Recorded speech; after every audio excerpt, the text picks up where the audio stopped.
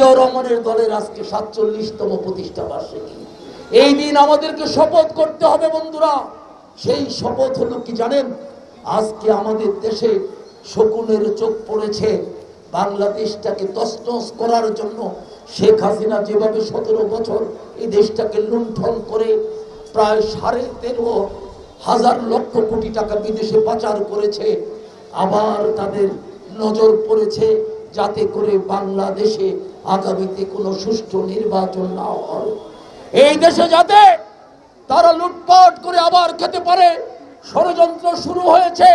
ইতিমধ্যে আমাদের নেতৃবৃন্দরা বলেছে পিয়ারের নামে একটি গোষ্ঠী যাদেরকে রাজনীতি করার সুযোগ করে দিয়েছিল জিয়াউর রহমান, বহুদলীয় গণতন্ত্রের জন্য শেখ মুজিব যেটাকে ব্যান্ড করে দিয়েছিল, শেখ জিয়াউর রহমান সেটা উন্মুক্ত করে দিয়েছিল। আজকে সেই গোষ্ঠী যাদেরকে বিএনপি ১৯৯১ সালে যাদেরকে পতাকা দিয়েছিল, যাদের গাড়িতে, তারাই আজকে বিএনপির বিরুদ্ধে সবচেয়ে বড় বেশি বিষাদগার করছে। আমরা হুঁশিয়ার করে বলতে চাই, আওয়ামী লীগ বিএনপিকে ১৭.৫ বছরে কিছুই করতে পারে না। আরে মিয়া, আপনারা তো চুনোপুটি, কি করবেন? কি ক্ষমতা আছে? বিএনপিকে ধ্বংস করা এত সহজ নয়। বিশাল মিছিল আমাদের এই মাত্র অনুষ্ঠান চাল ঢুকেছে। আমি আব্দুল্লাহ চেয়ারম্যানকে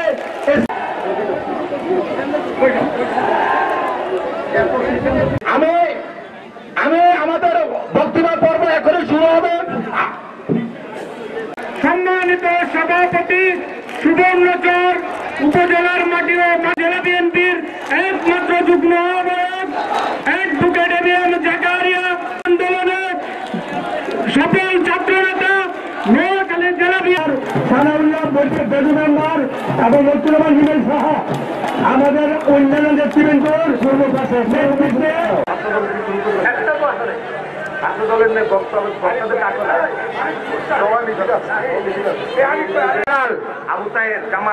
আবু তাহের জামাল, ছাত্র দলের জামাল, এখন জনাব খতিব মাওলানা মাকসুদুল আমিন,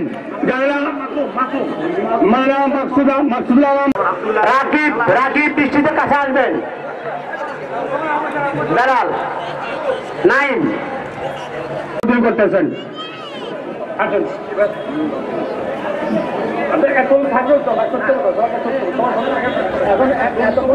সম্মানিত সভাপতি সুবর্ণচর উপজেলার মাটি ও মাটি কর্তৃক আয়োজিত বাংলাদেশ জাতীয়তাবাদী দল বিএনপির ৪৭ উপজেলা বিএনপির দলের সাংগঠনিক কার্যক্রম সভাপতিকে অভিনন্দন জানাচ্ছে। আমরা সভাপতিকে অভিনন্দন জানাচ্ছি। গেট ক্লিয়ার করে দেন। আমাদের